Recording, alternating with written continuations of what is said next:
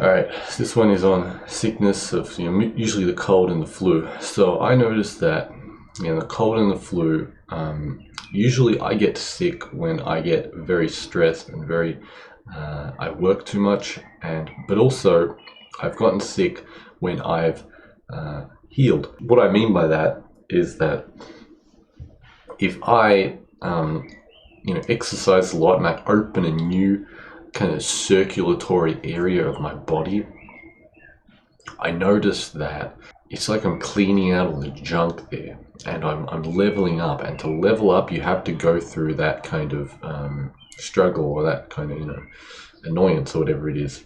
So it's a bit like cleaning an area of your house. If you haven't cleaned an area of your house, it may make you feel a bit sick because it's full of dust and nonsense, but after you'll feel better. But you will still have to go through that purging process to purge all the dust and the dirt and the nonsense that you took on, and all the bad air that you had to breathe. So that's one way. And the other way, as I found, is stress. Now, the third way is being around sickness. If you live in a sick location, a sick room, around sick people, you can get sick from taking on their bad energy, so to speak. Now, this isn't the same way as catching like a bug or a flu or a cold. I don't really see it that way, that you just catch something and then it's like, okay, well, now you have to be sick the next week. No, I find it's more, if you have to, work around sick people, slowly you just keep taking on and on more negative energy. And then eventually you have to purge it out through, rest and exercise and good showers and all that kind of stuff, to heal yourself of the nonsense. So I think it's pretty simple, and I think we overcomplicate things because, we like to overcomplicate everything. In the Western society, usually with science and such. But ultimately, if you can understand energy and you can feel energy, you can feel when you're in a bad location or around bad, people who are sick and such, and you can feel when you are getting overly stressed. Things like drug use, etc., can also be there. It's just that if you don't eat properly, you don't sleep properly, drug use, etc., you take on a lot of negative energy, and your body's not strong enough to handle it. And the stronger you get physically, the quicker you will get over sickness, and the less sickness you'll get because you'll just have more stress resistance, more toughness, etc. So that helps you out. Anyway, that's all for this one. Of course, check the links in the description, social, commercial things, and have a nice day. So, a lot of people fundamentally are losers and have given up on life, or they take the kind of laziest, slowest way. That is the most safest way, the route path, so to speak. If I'm sure you're probably old enough to know not to do this, but if you talk too much about the things that you're doing and how much you're winning and all this kind of stuff, people will not really like that. It seems like human nature for a lot of people. Similarly, if you talk about some kind of new upcoming thing that's like, oh yeah, I'm working on this and doing this, and you haven't really built enough, foundation for it yet to the point where you're comfortable with it, people can, disrupt that or whatever. And I think the thing comes back to the idea that people are losers, a lot of them are. Because, what happens is that if someone is a loser, they're going to have a loser mentality. And they're going to think like, oh, geez, I can't do that. How's someone going to do that? That's impossible. It's just like, the idea of being around poor people will make you poor. Now, of course, probably we're mature enough and developed enough to not take on excessive amounts of other people to the point where we would become poor from being around poor people. I would hope at least. But the thing's still there. I don't know about you, but I've dropped a lot of friends because whenever I would say things, they would be like, it doesn't work. I don't want to do that. I don't know. I think that's stupid, or that's bullshit, or it's like, when you show them, pure results, pure grounded displays of this thing, then they kind of sidetrack. And they go, well, I don't care anyway. Oh, it doesn't matter. Some kind of thing. And eventually you will figure out this is a loser mentality because it is a loser person. Because they are not self-improving. They are not bettering of themselves in their life and such. Of course, you don't have to take on the idea of excessive self-improvement, excessive, self-bettering.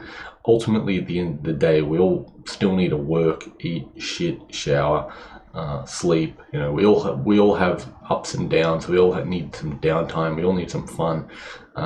So we can't always be perfect. We can't always be all that, but we do the best we can to be the best people we are. For ourselves and for others, and for just to live a better life. But in general, you do want to have a good mindset, and you want to weed out people who are being negative, not for the sake of being realistic, because sometimes you do have to be negative and be realistic about things, but all they do is they focus on that negative and they don't have results. If someone is not doing anything with their life, they're not achieving anything, and they're not working on things, because you don't always have to be achieving things. I've spent years grinding, building skills, learning things, bettering myself, while not achieving much of anything. And I was grinding. That was my thing. So it was acceptable. So you don't always have to be achieving things, but if people around you are just not, they just don't care, they don't take their life seriously, that's a bad sign. I find when you're young, that's kind of the people that you are around, but when you get older, you'll notice it in work situations, when you're around other people, and you'll see that immaturity in people, and you'll see that kind of loser mentality in people, and you can't take it on. You can't be too close to people who are losers, because they will try to drag you down into their pit of hell, essentially. And ultimately, we all live in the world and reality that we are, kind of the mind frame that we build. Of course, this doesn't mean that you can just instantly think of something and it happens, but what I mean is that I live in the world of, I put in work and things happen over time, slowly, but things happen. Every day I try to get a little better. I put in more work to get better. I'm always trying to improve on things. That's my world. That is my mind state and mindset. Another person's mind state, they might not even know what their mind state is, because some people just aren't mature enough. And that's one thing we have to understand. Not all humans are equal. We're not all made equal, and we don't all become equal. Some people are simply just lower creatures who do not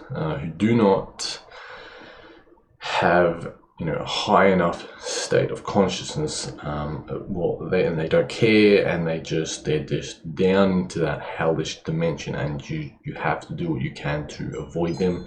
Don't try to save people. Don't try to help people who don't want help, or who don't need help, who don't deserve help. All that kind of stuff.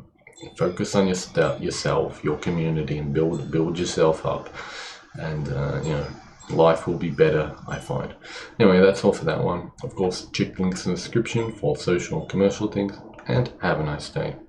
So, men have been self-improving at a very rapid, very strong, very kind of vicious, aggressive rate, because in the last, I would say 30, 40 years, the cycle of men has kind of gone down, while the cycle of women has gone up, meaning like the universal energies have favored women, so to speak.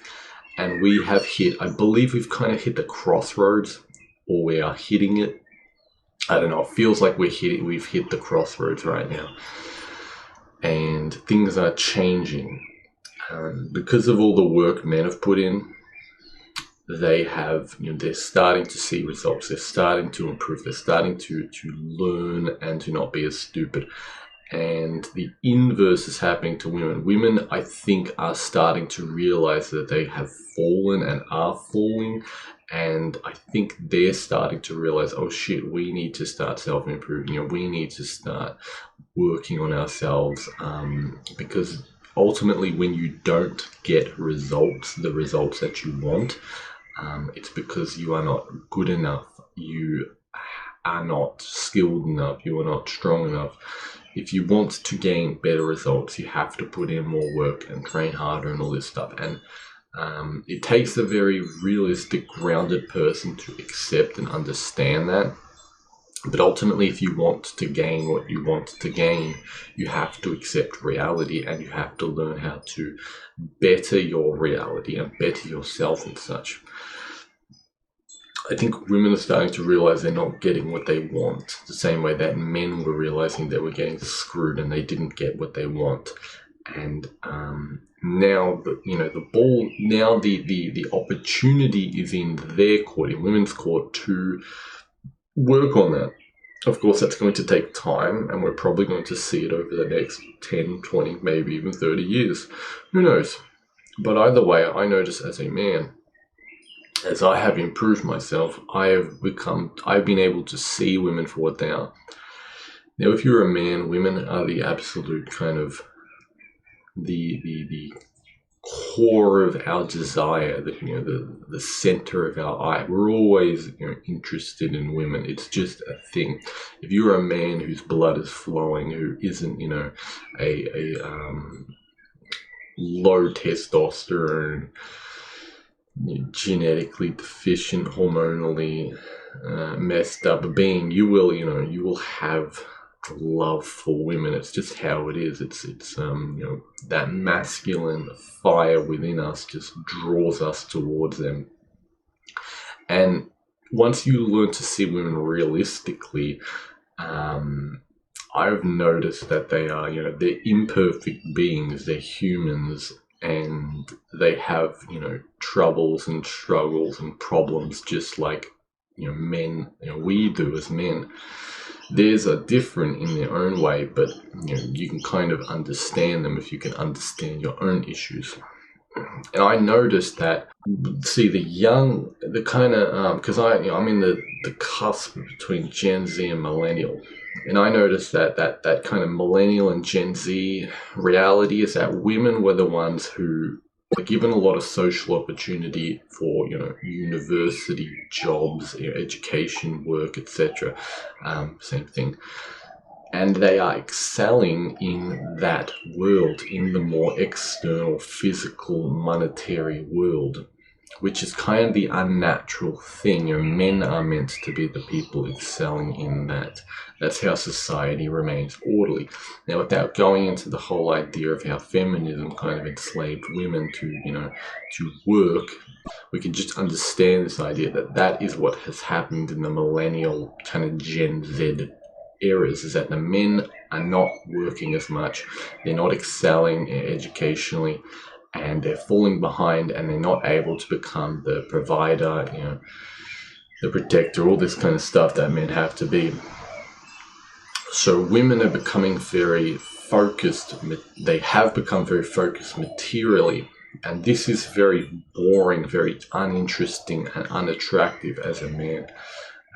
Seeing a woman who works all the time is not attractive. Seeing a woman who has a university degree is not attractive. You can pretty much just learn everything online nowadays, if we're going to be honest. But that is kind of the reality. That's what women are being fed. And as a man, now that I'm starting to kind of have the opportunity to talk to women more and more, and to try and to find a wife, I'm noticing that the pool is not exactly the best pool. It's quite deficient, so to speak. Now, this is different from city to city, town to town, but of course, and I think country to country as well. I think the West has this problem as a majority. The West definitely has this issue where, women aren't traditional, essentially, and they a lot of them, I think nowadays they're starting to learn. They actually want to, be mothers. They actually want to not have to be enslaved to a 9 to 5 and all this kind of stuff. But definitely in the Gen Z millennials, if you grew up in those generations, you knew, you experienced that. So I imagine overseas and maybe in certain towns of in the West, things are better. But basically, what I'm seeing the imperfection of women is the best way to put it. I'm seeing the issues of women more and more, and that's one thing I said in the previous video. If you want to talk to women, one thing to remember and to think about is that you have to get through essentially the social conditioning and trauma. You're first talking to a walking piece of trauma and social conditioning, and then once you get through that, you can actually talk to a person, defense mechanisms, etc., guards, all this kind of stuff. Then you talk to a person. So there is that thing there. So I don't know. I get that feeling. It's kind of like you ever have that thing where it's like you achieve something and you want to kind of tell a friend, but maybe you don't have that friend anymore, or maybe that friend wouldn't care or understand. It's a bit like that where I'm achieving a point of where I'm becoming a man, where I'm actually able to, do things. And when I go out into society and talk to these women or look at them or whatever, they simply are just creatures of the degenerate kind of the broken culture, and they haven't cultivated themselves. And of course, that's a thing. You have to gain that ability to see that and to find the right ones. I'm still trying to find a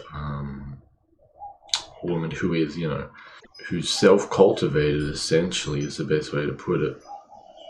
How do you find women like that? I'm really not sure. I think to an extent, as they say, your vibe attracts your tribe. But ultimately, if you're in a very kind of lower class city, that's the kind of people you're going to find. There might be some people there who are self-cultivated.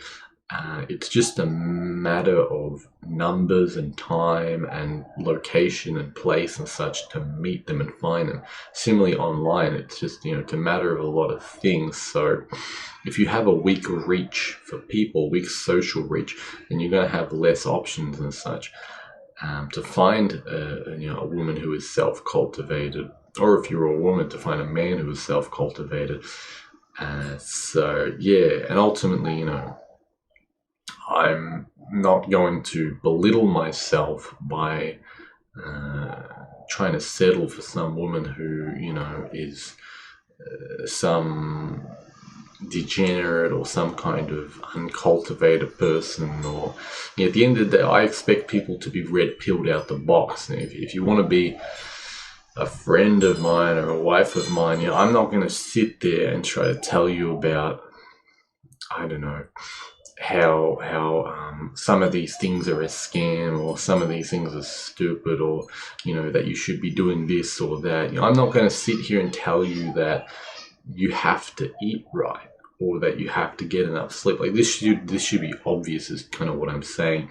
I expect that from people nowadays, and I think it's settling. It's not even, I wouldn't even call it settling. I would call it dishonoring yourself. Settling is maybe a lesser version of that, but dishonoring yourself if you're taking on some, I don't know, some like feminist, liberal, leftist kind of woman just because you're horny or you're, I don't know, desperate or something. You really don't need to do that to yourself. I think it's a disrespect. You probably get what I mean. I don't know. I find as I get older and as I get greater, my ability to understand things is greater, and my ability to see through people is better. So I can see through, who is good and who is bad. And I figure eventually I'll be able to find a wife based off that. So, maybe you're kind of having the same experiences, and maybe this helps, who knows. Anyway, that's all for this one. Of course, check the links in the description, and feel free to comment or buy some stuff if you want. Otherwise, have a good day. Alright, so let's talk about the some alchemical ideas, right? So people say this, like, matter is energy and all that, and yes, kind of. spirit or like a gaseous substance condenses into a liquid or a solid, right? That's kind of how this works. It's like the atmosphere condenses into physical matter or something like that, and it's based on temperatures. The colder something is, the more it condenses and coagulates. Well, the hotter it is, the more it, what you would think, it sublimates, it goes up. So in the body, because the body is the internal alchemy vessel, while the laboratory is the external. In the body, the more relaxed you are, the more quiet and chill and all this, the more feminine and such, the more you will condense lower essences, which is things like sexual fluid, urine, feces, etc. The more you will take on water, and you will usually the bones will mineralize more. So this is your relaxation phase, when you're relaxing, and you can focus on the lower belly region to condense spirit, or the air that you breathe, the energy in the air that you're feeling, because you're not just breathing energy, you're constantly in a field, a radiating field of energy, of the Earth's energy and such. When you focus on the lower belly, you condense this, and it's good for your stamina and your regeneration and all that. And then when you focus on the heart region, the chest, you're sublimating it. So the belly is the kind of the cooker, so to speak. It's the up and down arrow. It is the switch point where you click up and down. The belly is that neutral point, so to speak. Well, kind of and kind of not, because if you focus on the belly, it starts to heat the lower essence below the belly and to bring it up into the higher chamber of the heart region, to make it vaporous. Which is, the positive, the yang, the active. So when you're running and doing things and, playing games and working and such, we're more in that upper chest region, that more volatile, more airy, more active. Or if we're lower down, we're relaxed, we're in the lower regions. And eventually the lower belly region condenses enough to the earth region, the root, the base of the body, where eventually it will turn to more physical matter, and that's kind of how you remineralize your body, work on the bones, build up stamina, etc. While the opposite is like the head, the top of the head. If you really volatilize your energy, you really cook that condensed energy, and you bring it up, and it'll go to the head, and you will the lotus will flower, so to speak. You'll flower on the top of the head. It'll kind of fountain out, and your head will aliven and awaken and all this kind of stuff. And that's what very spiritual people focus on. They're very yang, they're very focused on the top of the head, while very material people are focused on the root of the body. And both of these things are important. Don't try to think that you just got to focus on one or the other, though sometimes you do need to focus on one or the other. Right now, I did a bit too much work. I need to focus more on the root. I need to get shit done at home. I need to focus more on the root. That's getting stuff done. Is that order, organization, the root. The crown is, I need to think about things. I need a spiritual experience. I need to recycle. I need to, refresh my life, all this kind of stuff. Right, so if you apply heat to matter, it starts to stimulate it, and it starts to kind of release its moistures, so to speak.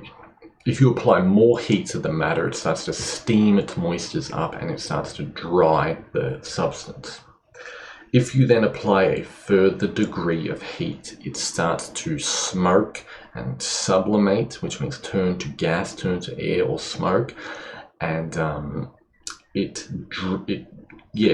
basically turns the matter to its carbon, and then eventually to its ash, with further degrees of heat. Then if you do the opposite. You cool it down. You cool this gas to a liquid state. They had the idea of the winged dragon, the winged serpent rising up, the flying spirit rising up out of the retort into the flask and condensing into the flask. You condense alcohol or whatever it happens to be, and it condenses down there. The same thing is happening in the body. You can do a cycle where you pull up to the head and then you go back down to the root. It's soul and coagulate, up and down. The microcosmic orbit is a cyclical version where you go at the front of the body to the lower belly, the bladder region, then you go down to the root, your ass, and back up your spine and up your head, and then down the face, and then down the chest and the belly, etc. You keep going around. Do whatever you want, or you could do the opposite way for more of a I think a negative polarity version. It's up to you. I don't know. Right. So the body kind of acts as a cauldron.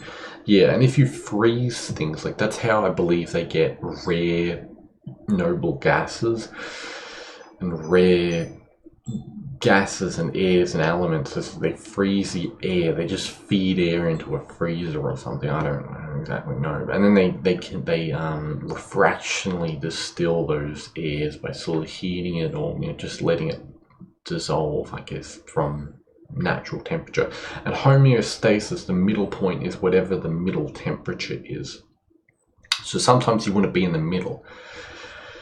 If you're just kind of, maybe you're doing a bit of resting, but you're also doing a bit of work and you're doing a bit of thinking, that's kind of the middle point. You're not quite going to remineralize your bones and be really good for tomorrow, but you're not quite also having to do basically nothing and just sit there and rest. And the temperature, the middle temperature, is that homeostasis point, which kind of keeps matter in a neutral state, so to speak. But of course, depending if it's summer or winter will depend on summer. The plants start releasing the oils. They start to vaporize slightly. As I said, the waters get stimulated when a little bit of heat is applied. Well, in winter, things start to chill. The oils and the waters start to slow down. If it gets really cold, they freeze. We slow down for the winter and things condense, they coagulate. That's why you grow garlic and onion and root vegetables usually during the winter, because it pools down to the root and swells and coagulates and all this kind of stuff like that. So the body converts food into its matter, its substances. The universal materia or material or whatever, universal spirit and universal substance is found in all things, and the body converts this into itself, essentially. Of course, certain things push the body to certain directions. So we're going from zero and then we're applying more numbers, so to speak. We're splitting the pie into pieces and looking at different angles. So of course that's the thing. But ultimately, you can kind of live off it. It's like the idea, if you eat enough of something, you can live off it, which is kind of true in a way, because you're gaining that universal spirit, which is in the minerals, it's in the salt of whatever you are of whatever you're eating, and then that converts into all the fluids and matters and solids and gases and liquids and whatever of the body. Right, so I guess I'll probably leave it as that one. If you want to play around with that in the lab, the external lab, or in the internal lab of the body, you are welcome to. You'll figure these things out for yourself anyway. Of course, have a good day, and feel free to check the links in the description, and goodbye. It's rainy right now, which is quite nice to listen to. Anyway, how's everyone's Scorpio? It's we're still in it, 27 degrees Scorpio. And we also had Mercury and Venus in Scorpio, which it was an absolute shit show month. Man, I'll tell you, once it really hit like I think 15 degrees, ooh, it calmed down once it hit around 25 a couple of days ago. But man, what a crazy month. At least for me, you know, I had all kinds of things going on. That's why I haven't been able to make many videos. If you've been wanting videos, so don't worry, there will come a time. Hopefully soon, I'll be able to get back in the kitchen, whip up some cool things, and get you some more videos out. Maybe get in the backyard as well. I've got some planned for that. But otherwise, bloody hell, it was immense, wasn't it? I don't know what you had going on, but I imagine because it's Scorpio, so you probably felt it as well. You probably, everyone, who knows, people going crazy around you, people getting all emotional, dealing with your own dark thoughts, dealing with your own deep dark emotions, whether they be, because a lot of the time, I find you're into deep dark emotions. They're things that are not really true. They're just things that are like fears. It's like, what if this happens? Or it could be like a symbolic kind of show of trauma of the past. Like you had a bad experience in the past, and now it's like just eat away at you. Or even like weaknesses, even we can get scared about weaknesses of ourselves, and it can be like a sign, you got to heal that, and that relates to an organ or an element, and it's all that kind of shit in the body. Heart health. I've had someone a little while ago die who was close to me from heart problems, and another person who had to get medical help and all that kind of stuff, surgery and stuff, and they seem alright now, but and of course, I'll help anyone who wants it with my own herbalism, my own skills and all that. So as long as I can help them. Some people, they don't always want it. They don't always, it's like, oh, herbs, it's a bit weird, or little tinctures, and they know about that. But bloody hell, everyone's been, I find we're in the aftermath of the whole scamdemic situation, and that stuff about heart problems is not a joke. Like I've as I said, I've had it happen to people very close to me, and it's not a laughing matter. Even myself, I've had to. I didn't take none of the stuff, but some pure blood is, but of course, working around these people, working around people who have taken the stuff, who've they're not healthy and all that, and then living around people who are in that situation as well, you pick up whatever bad energy, bad substance that they've got, and so do be mindful of your heart. Do take care of it, and when you feel like really sluggish and you just feel blocked up, and because the heart is the center of the life force and vitality. It's the the positive center, or the negative center is like the bladder in the lower belly, lower guts kind of region. So heart blockage, you just feel like sluggish and shitty and sick and weak and all this stuff, and your blood's not flowing. And it's good to get out in the sun and to get a little bit of exercise, and to just purge it out of you, purge all that junk out. Of course, you've got to take rest as well. You've got to take breaks, and because too much stress, sometimes you've got to take the breaks. But of course, to make yourself resilient to stress, you got to do exercise, and you got to do stuff. But do be mindful of that. That it's definitely a very real thing, and it's not a good thing. And you might be dealing with it as well. You might have people who family, friends, whatever. I had to say goodbye to some friends, to be completely honest, because I just felt so sick around them. It was a really sad thing. I still think of them every so often, but it's like at the end of the day, it's I guess I got to a point where it's kind of like I can't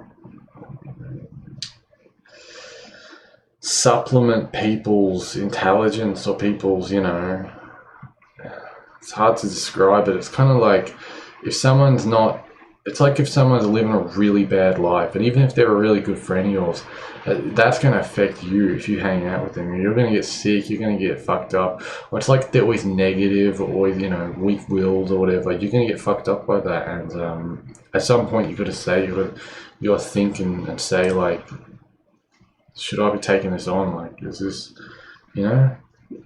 I guess I got to that point in a lot of relationships. But anyway, what else? What else we got? Yeah, so we're kind of in the aftermath period, is what I'm noticing. I see a lot of people who are like hazy and sick and kind of messed up from all this stuff. Some people traumatized, you know, just kind of messed up. I'm curious to see what happens to the children and the teenagers and stuff. I've noticed a lot of speaking disabilities in children. It seems like pretty much, I'll be honest, like I would say probably about like, this is a big number, but 2 and 3.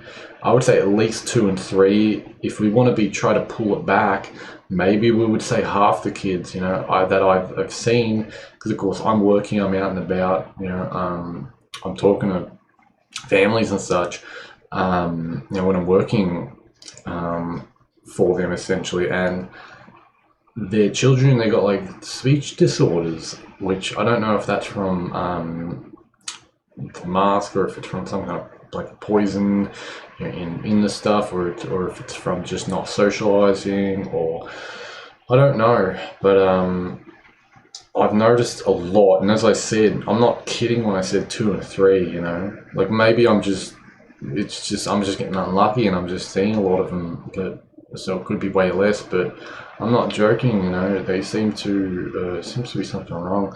And then if we think about, like, you know, teenagers who weren't, I guess, socializing or in school, whatever, you know, I'd homeschool my kids once I had them personally, but I don't know, it's I guess to go through that when you're young is like a weird traumatic experience, maybe. I really don't know. Or maybe it's the opposite, where they don't really understand it enough to affect it, but I think at some level it affects them. I don't know. At least for myself, yeah, I lost a lot, I guess. I lost a lot of friends, a lot of people. I lost a lot of business. So I definitely changed throughout the last 2 years. I can definitely say that, and yeah, it's just something we all have to live with now, I guess. But as I said, we're living in the aftermath period where it's like it's trying to, at least in where I live, they're trying to bring back the mask. They're trying to bring back all the nonsense. People are probably on their fucking 8th shot or something. I think like the last time I talked to someone, you know, half a year ago, they're on their 5th or 4th or something. I was like, what the fuck? That's literally like insane. But now, as I said, the aftermath period is when people are getting sick of everything. They're getting the heart issues. They're getting the, you know, the chronic fatigue. I know, so again, some people I was working for, you know, not working with, but well, actually, I guess working with as well. Some people as well, but some people I was working for, they seem to have this like chronic fatigue, and I wanted to ask them about it, but I didn't get the time, I guess. It wasn't really the right moment. But they were taking time off work. Like, they're like, you know, a lot of people taking time off work for months, to be honest. They're that sick. You know, when you got to purge all that nonsense in you from all the you know, the swabs and the masks and the other stuff. It's just it's a lot of nonsense to purge out of the body, and it's probably going to be for the next, you know, 2-3 years. And even then, you know, like, I personally wouldn't marry a woman who's taken to stuff, you know, just because I value my future children's lives that much, and also because it's kind of like, if you're not intelligent enough to, you know, figure this shit out, it's a bit, you know, it's a bit like that. Not a good thing. I notice in media, like social media and all that, not really mainstream media, but I guess mainstream media as well, they're talking about heart issues, they're talking about some of the stuff, because mainstream media is not being paid. I don't think they're getting tax breaks anymore to talk about the shit. But in definitely social media, especially with you know, Elon taking over Twitter, which again, look into Elon's backgrounds and his parents and all that. He is, I believe he is New World Order. he's a lesser evil than all the other cunts on Twitter, but at the end of the day, he doesn't want to put Alex Jones back in there, so that kind of shows you where things are on that front. So, you know, Gab is always nice, just the social media. I like Gab personally. It's one of my favorites. If you want like a text-based thing, you know, I'm not talking video. Well, I think you can post video on there, and it's a big Gab video and all that, but you know what I mean, for like a Twitter-like social media platform. Anyway, there's a few others out there as well, like Minds, I think, which is alright. But yeah, I see a lot of people talking about it. The normies, you know, I talked to there were some people when I was delivering, a pizza, and I wouldn't call them normies. They're two people, a man and a woman, kind of whispering because it's still a little bit taboo. They're whispering about how it's kind of bullshit that they're trying to bring all this shit back, all the regulation, the restrictions, and all that. And I was saying to them, yeah, it's bullshit, ain't it? And then they kind of perked up and like, yeah, they're telling me people are starting to get it. So I was like, good, good. So, but there's always, like I see people now putting their masks back on because we're in the tail end of the Saturn retrograde. If you look up Saturn retrograde or astrology retrograde, you'll see, I think it's 24th or 26th is the end of the retrograde. If I quickly pull it up, the retrograde chart here, and also that's why the crypto and the economy is shit in the bed, because we're Jupiter retrograde as well. Jupiter retrograde is ending 23rd of November in Pisces, and then we're going back to Aries. Hopefully things get better, but potentially they could get worse. But I don't know. Something's going to change with the market. It'll start to change 23rd, and then something's going to start to change with society around 23rd of October. Oh wait, are we out of the retrograde? Oh shit, let me take a look. I think yes, we are out of the retrograde. Interesting, but I guess yes. They tried to bring things back because we were pushed back into, here we go, 18th degree Aquarius. Now we're in 19th degree Aquarius.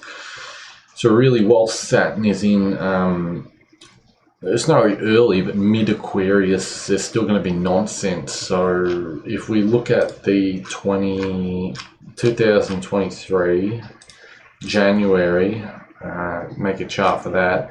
Saturn goes to 22 degrees Aquarius, and then we look at halfway through June 2023. It's 6 degrees Pisces, and then we'll retrograde again back into late Aquarius. I'm not sure, but basically most of the shit's going to be over. It's not really going to be over until we've hit Aries. That's when they'll try to start some bullshit war or whatever. And yeah, go on to that. Anyway, that's probably enough for this one. Of course, have a good day, and I hope all is well with you and your family and your friends and all that, because it's pretty fucked up. But anyway, of course, check the links in the description, and have a nice day. Alright, so let's talk a bit about saving and money management. So, first thing, of course, you need a way to make money, or you need some kind of income source or something. That is, pretty much default.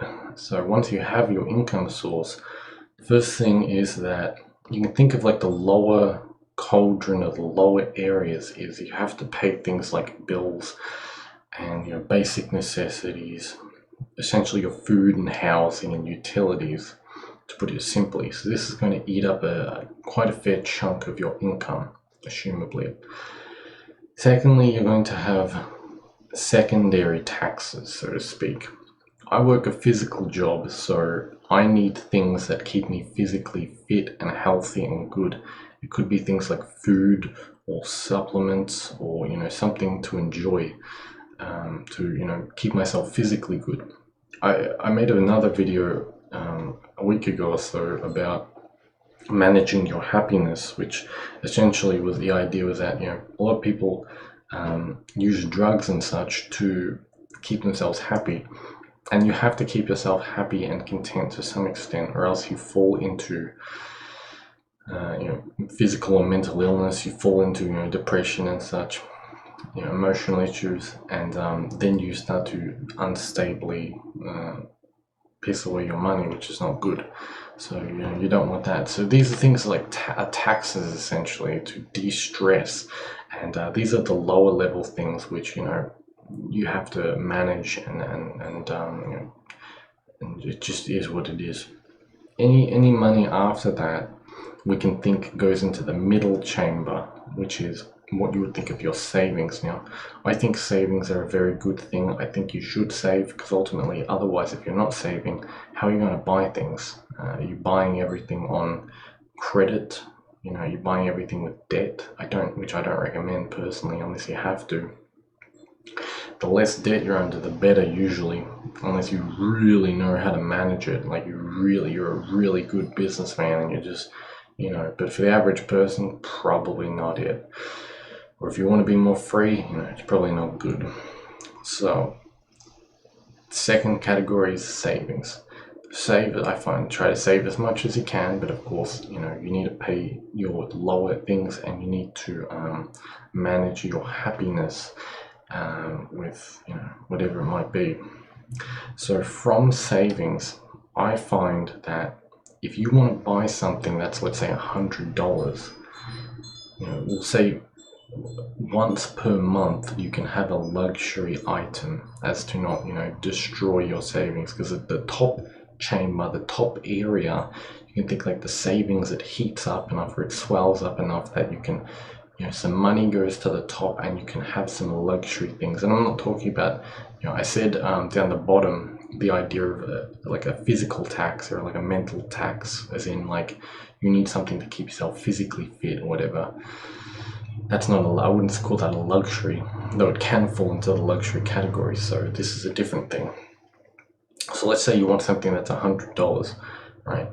I think you should have 10 times that amount. So it should only take 10%, ideally less, ideally 5%, but let's be realistic. You should have 10 times as much money in your bank as whatever luxury thing you want. So if you want to buy something that's $200, you should have $2,000 in your bank. And if you do this once a month, or more ideally, once every 2 months, or even every 3, but let's be realistic, hopefully you can reaccumulate that $100, and then accumulate more. So let's say you spend the 100, you're now at 900, you accumulate the 100 again, you're at 1,000, and then you get maybe 200 or 300 into your savings that month. That's for a small scale. If it's a bigger scale and you earn a lot more money, let's say you've got 10k in there, you get something that's $1,000. And then you recuperate that 1,000, and then you put another 1,000 or another 2,000 in there, if you're earning a lot, who knows, for that month.